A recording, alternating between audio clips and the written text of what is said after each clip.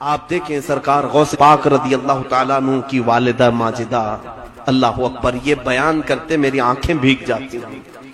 میں نے اس کو کئی مرتبہ بیان کیا، توجہ سے سن لیں۔ ہم غوث پاک کی کرامتیں بہت بیان کرتے ہیں نا، ان کے نیاز فاتحہ 11ویں اسی میں لگ گئے، لیکن دیکھیں ان کی ماں، غوث پاک اپنی ماں کے اکلوتے بیٹے تھے، ماں بیوہ تھی، ان کے شوہر کا انتقال ہو چکا تھا۔ غوث پاک رضی اللہ تعالیٰ عنہ کے والد گرامی بہت جلدی انتقال کر گئے تھے۔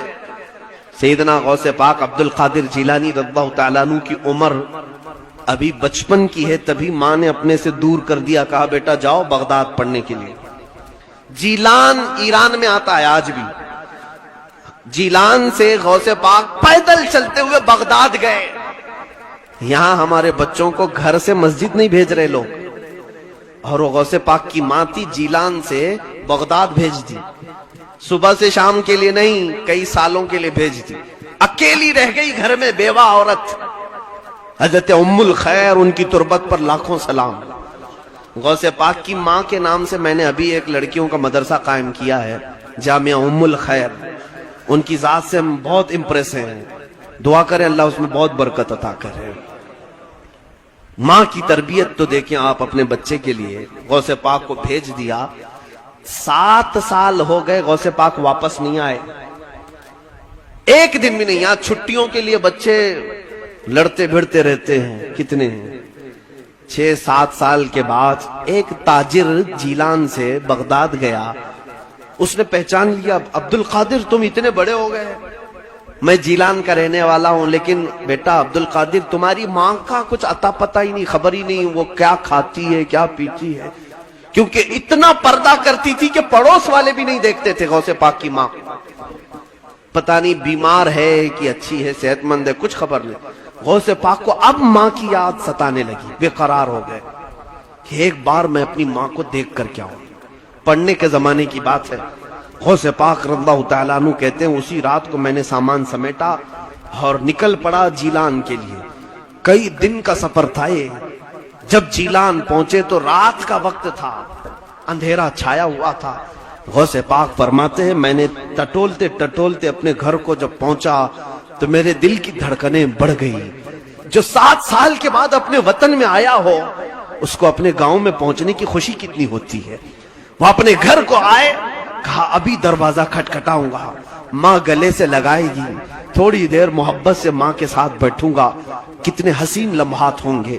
غوث پاک یہ دل میں خیالات لیے آئے اور دروازے کو دستک دیا، اندر سے آواز آئی، کون؟ ماں کی آواز تھی۔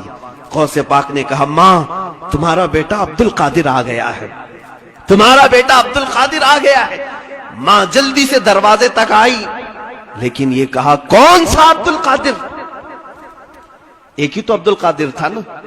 ماں اندر سے پوچھتی ہے کون سا عبد القادر؟ غوث پاک نے کہا ماں تمہارا بیٹا عبد القادر۔ ماں نے کہا بیٹا یہ بتا تعلیم مکمل کر کے آیا ہے یا آدھی چھوڑ کے آیا؟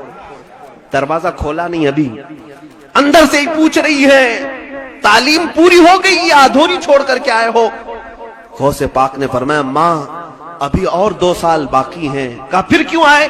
کہا تمہاری یاد بہت ستا رہی تھی، سوچا ایک آدھ دن ملاقات کر کے پھر واپس چلا جاؤں گا۔ اے ماں کل ہی میں بغداد کے لیے نکل جاؤں گا، بس تم سے مل کر کے جانا چاہتا ہوں۔ ماں نے کہا بیٹا عبد القادر الٹے قدم واپس جاؤ، تمہاری اور ہماری ملاقات انشاءاللہ قیامت کے دن ہوگی۔ دروازہ نہیں کھلا۔ غوث پاک راتوں رات دروازے سے پلٹ کر چلے آئے، بغداد پہنچے، ماں کو گھر پہنچ کر کے بھی دیکھا نہیں۔ اس ماں کا کلیجہ کیسا تھا جو اپنے اکلوتے کے لیے دروازہ نہیں کھولا، صرف اس لیے کہ میری محبت غالب آ گئی تو کہیں اس کی تعلیم پر اثر نہ پڑ جائے، کہیں اس کے علم پر اثر نہ پڑ جائے۔ دروازہ نہیں کھولا، واپس چلے آئے غوث پاک۔ فرماتے میں پڑھنے میں پھر مصروف ہو گیا، 1 سال ابھی گزرا نہیں تھا کہ ایک تاجر آیا جیلان سے، تجارت کرنے والا، آ کر کے اس نے کہا عبد القادر تم ہی ہو؟ کہا ہاں۔ کہا 1 مہینہ ہو گیا تمہاری ماں کا انتقال ہو چکا ہے، ہم لوگ جنازہ کفن دفن کر چکے تھے۔ غوث پاک رضی اللہ تعالیٰ عنہ روتے رہ گئے۔ ان کی ماں نے جو کہا تھا بیٹا جاؤ تمہاری اور ہماری ملاقات قیامت میں ہوگی، غوث پاک کی ماں نہیں ملاقات کی، آج ہم اپنے بچوں کو یہ سوچتے ہیں ہتھیلی پر رکھ کر کے انہیں ڈاکٹر بنائیں، انجینئر بنائیں، ان کو فلاں بنائیں. ان کو جب تک آپ سٹرگل کرنا نہیں سکھائیں گے یہ کچھ نہیں بن سکتے. آرام طبیعت میں رہنا ان کو سکھا، جو مانگا دلا دیا، گاڑی دلایا، موبائل دلایا، سب چیزیں. پھر آپ چاہتے ہیں کہ ہیرا بن جائے. آپ